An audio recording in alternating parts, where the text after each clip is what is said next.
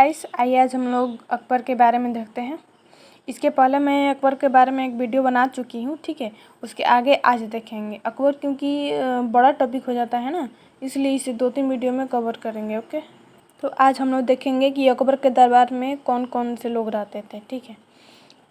तो इसके दरबार में सभी धर्मों के लोग रहते थे।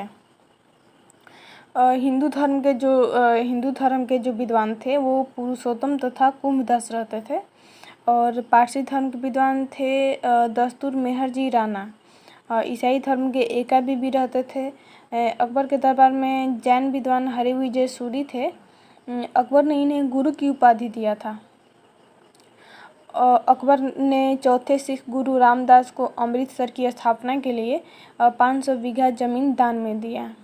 अकबर के समकालीन सूफी संत जो थे शेख सलीम चिश्ती, अकबर इनसे मतलब बहुत ही ज़्यादा प्रभावित था। इसी कारण अकबर ने अपने बेटे का नाम सलीम रखा था, जो कि आगे जाके जहांगीर के नाम से जाना गया। शेख सलीम चिश्ती का मकबरा जो है वो फतेहपुर सीकरी में है, ठीक है। और फतेहपुर सीकरी शहर का वास्तुकार यानी जो डिजाइनर था वो वहाबुद्दीन थे, ठीक है। अब देखते हैं हम लोग मुद्रा प्रणाली, ठीक है। इसके मतलब वित्तीय प्रणाली या मुद्रा प्रणाली कह सकते हैं, ठीक है। तो अकबर ने राम सीता एक सिक्का चलाया, ठीक है। अकबर ने रुपया तथा दाम सिक्कों को भी मतलब निरंतर जारी रखा। रुपया और दाम किसका था? शेरशाह सूरी का, ठीक है। इसके पहले शेरशाह सूरी का ही शासन था। शेरशाह सूरी ने चालू किया था रुपया और दाम, ठीक है। तो अकबर ने उसको भी जारी रखा था, ठीक है। तो अकबर के टाइम पे 1 रुपया जो है 1 रुपया 40 दाम के बराबर था, ठीक है। और शेरशाह के टाइम पे 1 रुपया 64 दाम के बराबर, ठीक है। अकबर के टाइम पे 1 रुपया बराबर 40 दाम, शेरशाह के टाइम पे 1 रुपया 64 दाम के बराबर। और अकबर ने मतलब 2 प्रकार के सिक्के चलाए थे, एक गोल सिक्का और एक आयताकार सिक्का। जो गोल सिक्का था उसे इलाही की नाम दिया, और जो आयताकार था उसे जलाली, ठीक है। 2 प्रकार का सिक्का चला, और ज़्यादा आगे तक मतलब इलाही ही चला, ये मतलब ज़्यादा टाइम तक नहीं चला। और 1 इलाही बराबर 10 रुपया होता था। 1 इलाही बराबर 10 रुपया। अब आगे हम लोग देखेंगे अकबर के समय भू राजस्व व्यवस्था क्या थी, ठीक है। तो जब्ती प्रणाली जो थी ये मतलब भूमि के माप या आकार के अनुसार इस पर टैक्स लिया जाता था, ठीक है। इसे जब्ती प्रणाली कहते हैं। जब्ती प्रणाली किससे कहते हैं? जब भूमि के नाप के अनुसार जब टैक्स लिया जाएगा कि किसका कितना भूमि है उसके अनुसार टैक्स लिया जाएगा, ठीक है। तो उसे जब्ती प्रणाली कहते हैं। उसके बाद था कनकुट प्रणाली। कनकुट प्रणाली जो थी ये उपज को ध्यान में रखकर इस पर टैक्स लिया जाता था। निर्धारण व्यवस्था को मतलब इसे अनुकूट व्यवस्था कहते हैं, ठीक है। कनकुट व्यवस्था किसे कहते हैं? जब उपज के आधार पर लिया जाएगा टैक्स उसे कनकुट व्यवस्था। जब्ती प्रणाली किसे कहते हैं? जब भूमि के अनुसार लिया जाएगा।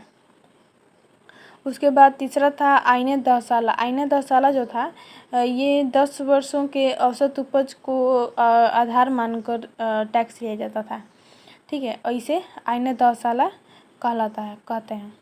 यह लगान निर्धारण की एक औसत प्रणाली है। इसका श्रेय मतलब टोडरमल को जाता है। टोडरमल ने लाया था इसे, कि मतलब हमेशा कौन टैक्स वसूलेगा ये सब करके मतलब देखा गया है इसे कि कब कब मतलब किसका अच्छा फसल हो रहा है उसके अनुसार मतलब 10 वर्षों का औसत निकाल के उसके अनुसार 10 वर्षों पे टैक्स लिया जाता था, ठीक है।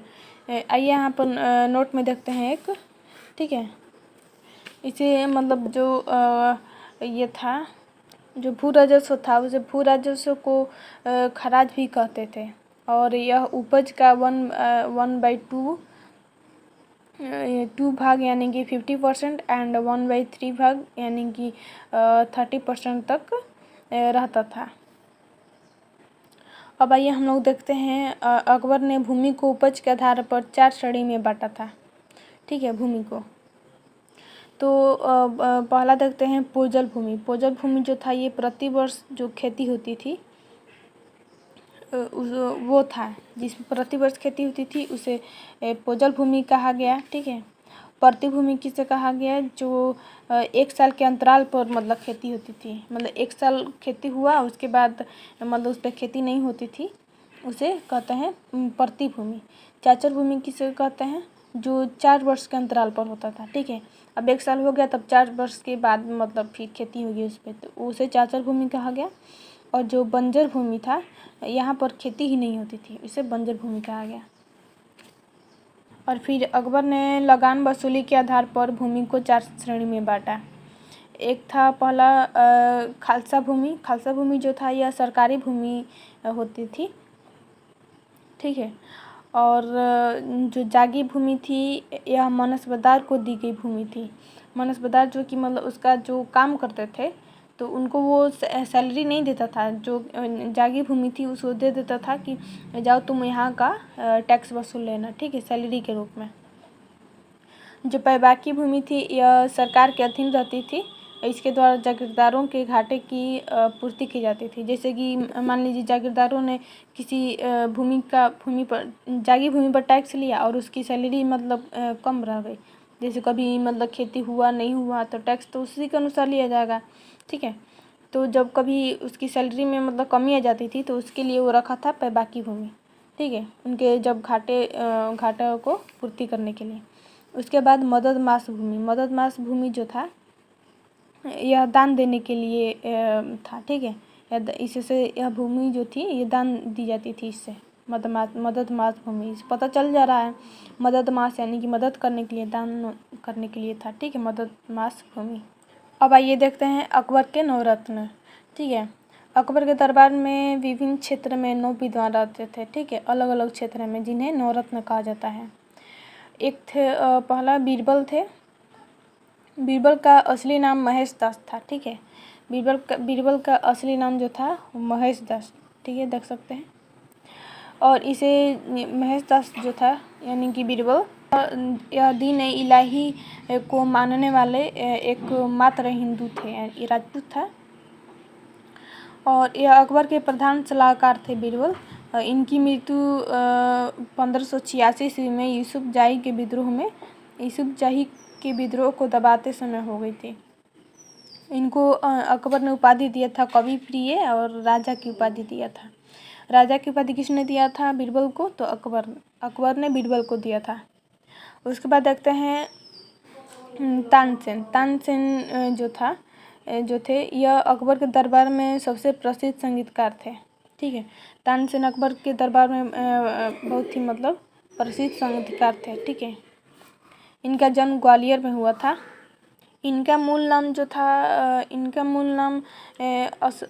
माने जो असली नाम था वो रामतनु पांडे था। ठीक है, तानसेन का असली नाम रामतनु पांडे था। और इनकी प्रमुख रचना जो थी वो मियाँ की टोपी और मियाँ का मल्हार। ठीक है, 2।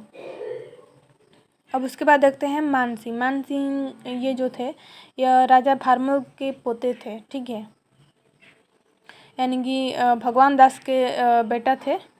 और अकबर ने सर्वाधिक युद्ध मतलब इन्हीं के नेतृत्व में जीता था, मतलब उनका अकबर का प्रमुख सेनापति थे। ठीक है, मानसिंह। अब देखते हैं टोडरमल। ठीक है, टोडरमल जो थे यह अकबर के दरबार में भूमि तथा राजस्व सुधारक थे। इन्होंने राजस्व के क्षेत्र में एक नई व्यवस्था आईने दहसाला लेकर आए। टोडरमल अकबर से पहले शेरशाह के दरबार में कार्य करते थे। ठीक है, अब देखते हैं अबू फजल के बारे में। अबू फजल जो थे यह दीन इलाही धर्म का मुख्य पुरोहित था। अबू फजल, इसने अकबरनामा पुस्तक लिखी जिसमें अकबर की चर्चा है। यह पुस्तक मतलब 7 साल में लिखी गई थी। ठीक है, अकबरनामा। इस पुस्तक के 3 भाग हैं। तीसरा भाग आईने अकबरी कहलाता था, जो कि खुद अपने बारे में लिखा था अबू फजल, मतलब अबू फजल की आत्मकथा है तीसरे भाग में। और 1602 ईस्वी में बीर सिंह बुंदेला ने इनकी हत्या कर दी। ठीक है, अबू फजल की हत्या कर दी बीर सिंह बुंदेला ने। अब देखते हैं फैजी के बारे में। ठीक है, ये फैजी और अबू फजल ये दोनों भाई थे। ठीक है, फैजी जो थे ये अबू फजल के बड़े भाई थे, जो कि कवि के पद पर थे। इन्होंने गीता तथा लीलावती पुस्तक का फारसी अनुवाद किया था। ठीक है, फैजी ने गीता और लीलावती का फारसी अनुवाद किया था। और सातवां देखते हैं अब्दुल रहीम खाना। ठीक है, यह बैरम खान के पुत्र थे, जो कि अकबर के संरक्षक थे बैरम खान। ठीक है, उन्हीं के पुत्र थे अब्दुल रहीम खाना। अकबर ने इसे अनुवाद विभाग का प्रधान बनाया और इसने बाबर की जो कथा थी तुजू के बाबरी, उसका फारसी में अनुवाद किया और इस अनुवादित पुस्तक का नाम बाबरनामा रखा। तो ये देख सकते हैं, इसकी जो आत्मकथा थी तुजू के बाबरी, इसका फारसी अनुवाद किया और उसका नाम रखा बाबरनामा। ठीक है, और अब्दुल रहीम खाना। अब आगे देखते हैं।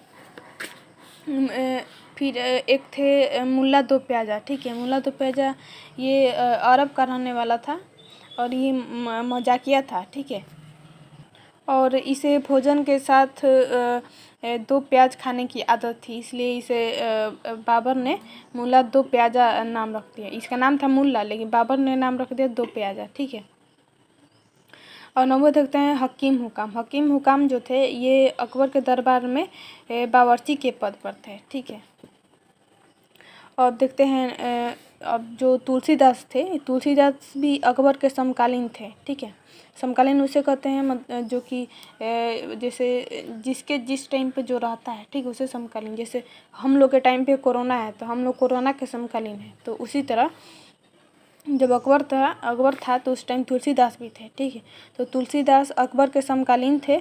अकबर के कहने के बाद भी वे नवरत्न में शामिल नहीं हुए और अकबर ने बहुत ही प्रयास किया था कि तुलसीदास उसके नवरत्न में शामिल हो जाए। ठीक है, लेकिन ये नहीं हुई। ये बोले कि मतलब मैं खुद अपना नाम मतलब अच्छा काम करूँगा और अपना नाम इतिहास में दर्ज करूँगा। ठीक है, और ये उसके नवरत्न में शामिल नहीं हुए। ठीक है, तो आज हम लोग इतना देख लिए। आगे इसके आगे हम लोग और नेक्स्ट दिन देखेंगे। तो आज के लिए इतना ही। ओके।